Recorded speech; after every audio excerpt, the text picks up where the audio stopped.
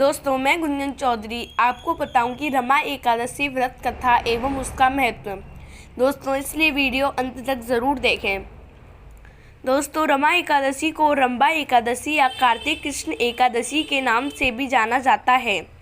ऐसी मान्यता है कि रमा एकादशी का व्रत रखने से मनुष्य के पाप धुल जाते हैं।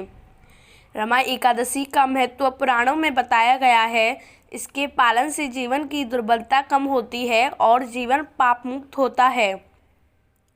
दोस्तों, कार्तिक माह की एकादशी का महत्व अधिक माना जाता है। यह एकादशी कार्तिक कृष्ण पक्ष की एकादशी है। वर्ष 2021 में यह 1 नवंबर को मनाई जाएगी। मान्यताओं के अनुसार कार्तिक माह का महत्व बहुत ही खास होता है, इसलिए इस 11 का महत्व भी अधिक माना जाता है। एकादशी तिथि शुरू 1 नवंबर, एकादशी तिथि खत्म 2 नवंबर। इस बार नवंबर माह 2021 बहुत ही खास है, क्योंकि इस माह में 3 एकादशी का संयोग बना है। पहली एकादशी 1 नवंबर की है, दूसरी एकादशी 14 नवंबर की है और तीसरी एकादशी 30 नवंबर की है।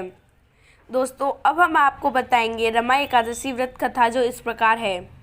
इसका विस्तार युधिष्ठिर के आग्रह पर श्री कृष्ण ने किया। कृष्ण ने कहा, यह पापों से मुक्त करती है। पौराणिक युग में मुचुकुंद नामक प्रतापी राजा थे। इनकी एक सुंदर कन्या थी जिसका नाम चंद्रभागा था। इनका विवाह राजा चंद्रसेन ने के बेटे शोभन ने के साथ किया गया। शोभन शारीरिक रूप से अत्यंत दुर्बल था। वह एक समय भी बिना अन्न के नहीं रह सकता था। एक बार दोनों मुचुकुंद राजा के राज्य में गए। उसी दौरान रमा एकादशी व्रत की तिथि थी। चंद्रभागा को यह सुन चिंता हो गई कि क्योंकि उसके पिता के राज्य में एकादशी के दिन पशु भी अन्न घास आदि नहीं खा सकते, तो मनुष्य की बात तो अलग है।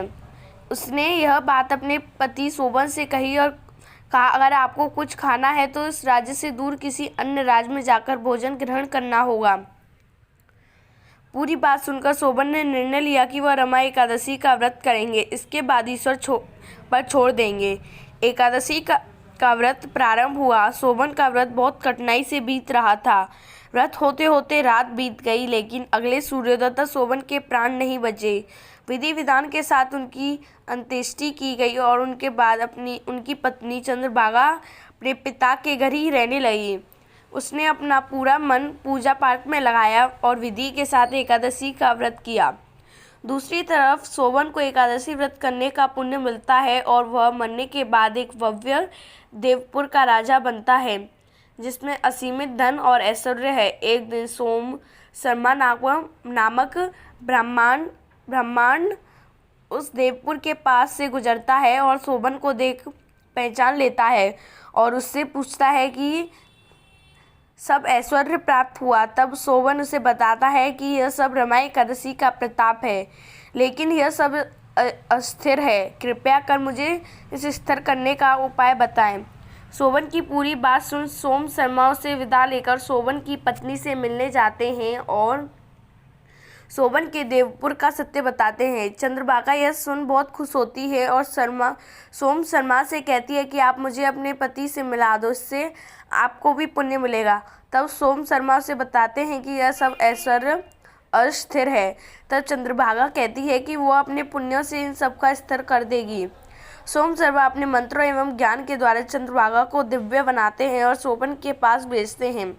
शोभन पत्नी को देख बहुत खुश होता है।